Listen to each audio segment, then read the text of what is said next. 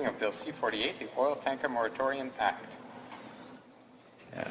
And now we're on to 5 minutes of questions and comments following the speech of the member for Courtenay-Alberni. Questions and comments. The Honourable Parliamentary Secretary of the Government House Leader. So thank you, Mr. Speaker. And it's just to reinforce how important it is in terms of that there was a commitment that was made by the Prime Minister in the lead up to the election in terms of having a moratorium put into place. This legislation fulfills that particular commitment. But the government as a whole in dealing with our natural resources and working with many different stakeholders, Indigenous people to provincial entities, has recognized how important it is that we move forward in terms of both economic development at the same time ensuring the interests of our environment. And my question to the member would the person not at the very least acknowledge that we can in fact do both at the same time, and that is indeed in the national interest.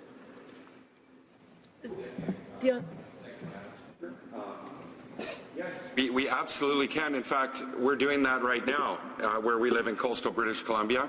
We have 100,000 jobs that are in tourism, that rely on clean oceans, that rely on a healthy environment. We as New Democrats, would like to see a transition from fossil fuels to renewable energy. We wished that this government would have pursued those same ambitious goals that they talked about in 2015 in their campaign. But, Madam Speaker, when we look at this bill, and I'll speak to that, the Prime Minister made a commitment. Crude oil supertankers just have no place on BC's north coast. I couldn't agree more. But, Madam Speaker, the Prime Minister seems to believe that they belong on BC's south coast. And there's no wall. There's no wall between the north coast and the south coast. The water doesn't go through a filter, anything like that. Our tides move. Our currents move. The wind moves water. Water moves. Our fish move. They migrate from the north to the south. Our whales migrate from the north to the south.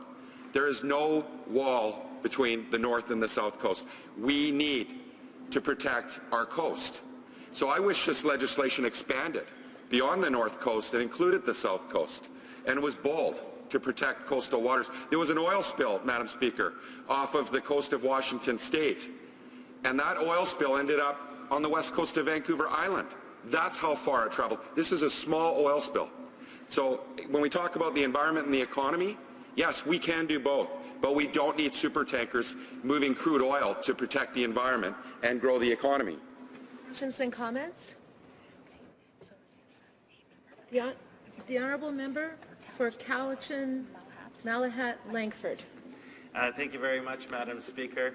I really appreciate my colleague from Courtenay-Alberni and his speech. He really is a strong defender, not only for his riding, but really for what we on coastal British Columbia feel.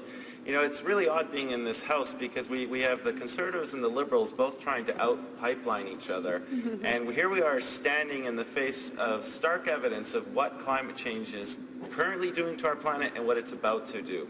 And we acknowledge that there are economic opportunities in moving towards a just transition. I know my colleague talked about that, but I just really want him to highlight, when we're talking about the national interest, can he just really emphasize what our coastal economy is really based on and what the potential is for the future when we take that forward-looking view, bringing in First Nations, bringing in economic tourism, the sport fishing, wrapping that up all together for a really clear vision of what we want to see on the coast going on through this century. Member for Courtenay-Alberni. Thank you, Madam Speaker.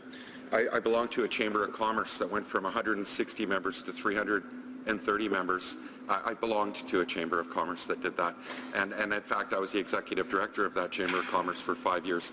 So I watched the economy grow, and that economy grew with really great foundational principles of a community that was had core values that were based on protection of the environment while growing the economy and working with reconciliation. These jobs rely on a clean environment.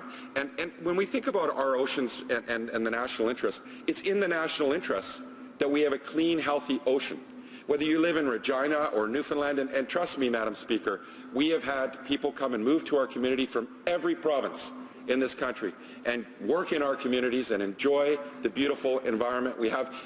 And most of those people, not just most, almost all of them, will tell you, after leaving a place like Tofino, that we shouldn't be at increasing tanker traffic on the coast of British Columbia, Madam Speaker, and that's in our national interest.